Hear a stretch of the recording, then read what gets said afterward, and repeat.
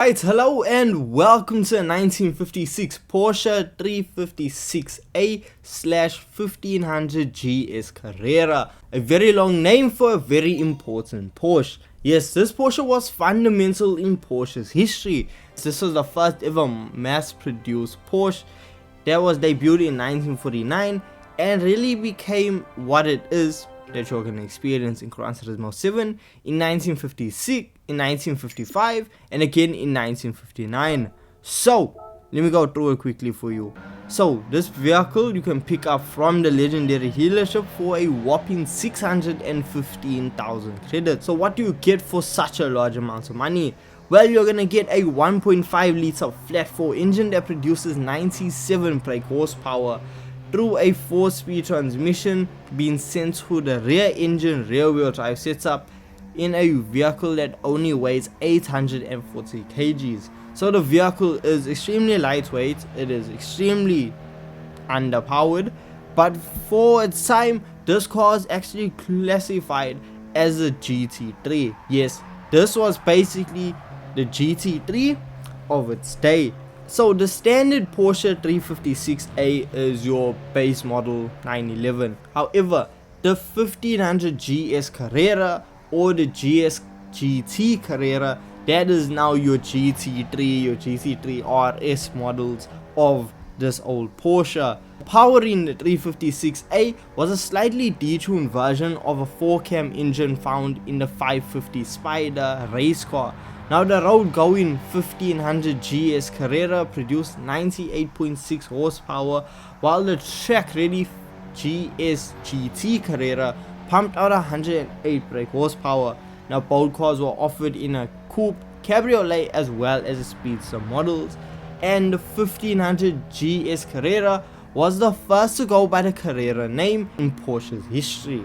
Around the circuit, well, in its standard state, it's not that fast. With 97 horsepower, don't expect blistering fast lap times. It's not going to be groundbreaking, earth-shattering performance. In fact, down Kyoto driving park straight away, you are going to be hitting 160 kilometers per hour before you need to go around the first corner. Now, to be honest with you, 160 kilometers per hour was a lot better than I expected. I expected it to be a lot slower, so I'll give it to Porsche. They did what they needed to do on this vehicle. Now, with it being not that fast, we are able to really take corners completely flat out without hesitating or even thinking, okay, I might be going a bit too fast. That is not the case when you are behind the Porsche in its standard state.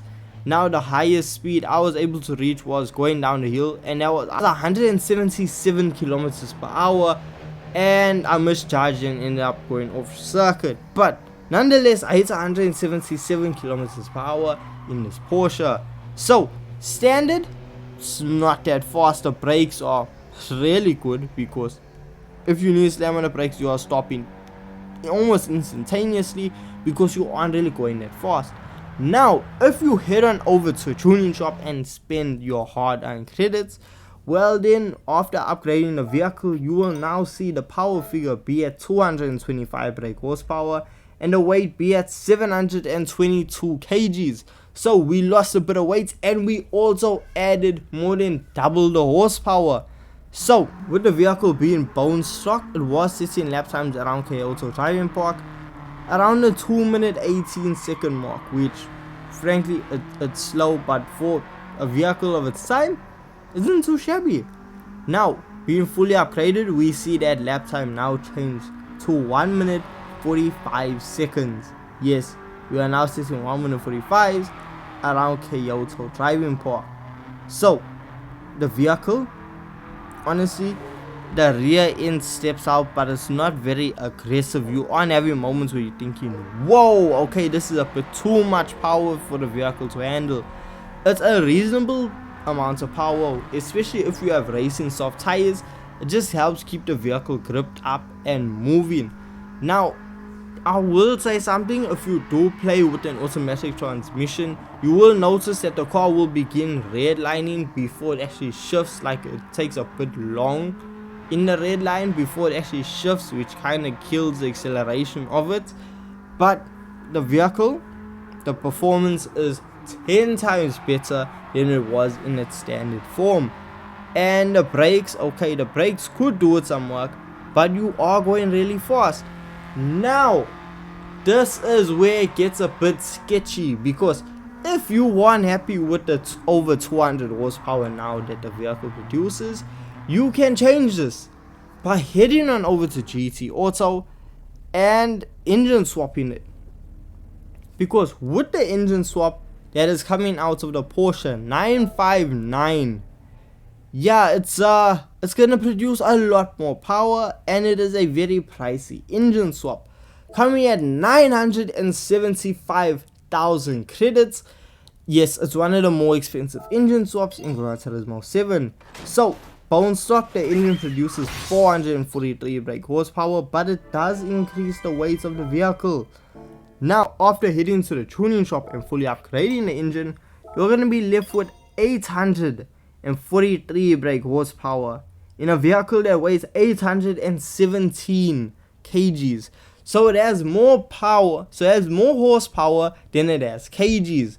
So it's gonna be very sketchy, considering the fact that we aren't able to add any aero parts to it to help with downforce. When you go into a tuning sheet, you will see that the downforce on the Porsche 356A is 0. So when it comes to cornering at high speed, don't do it. And something else that caught me completely off guard was when you slam on the brakes and you're coming at a really high speed, the wheels will just lock up. That's what happened with me going around the first corner. It locked up and it really pushed me and almost ended up in a barrier. The car gains speed at such a rapid pace that the rest of the car doesn't have time to keep up, and it's just such a sketchy feeling. It is so hard to control.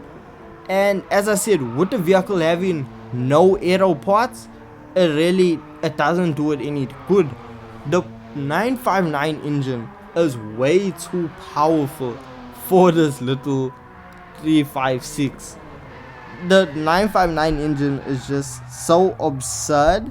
It produces so much power, and it's just gonna make the car an absolute riot.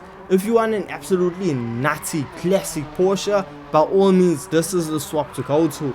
However, if you want a practical Porsche that is gonna be fast, go around corners, and just enjoyable, look at some of the other newer Carreras. Look at the Carreras that came out afterwards that can also receive the 959 engine swap, and they do handle it a lot better than this Carrera. It's just straight up too much power for it. You can detune it and get it to a really good level, which I'm sure with a bit of time, with a bit of tweaking, you can find your ideal setup. But for me, trying to use a vehicle with max upgrades on racing softs, the vehicle just couldn't handle the power. It was way too much, and this was with me tweaking the differential, and it was just, oh, it's a bit all over the place. But I still enjoyed my time with the Porsche. That's the thing. It was complete chaos, but I loved every second of it. Yes, I was fighting for my life, but I was smiling while doing it.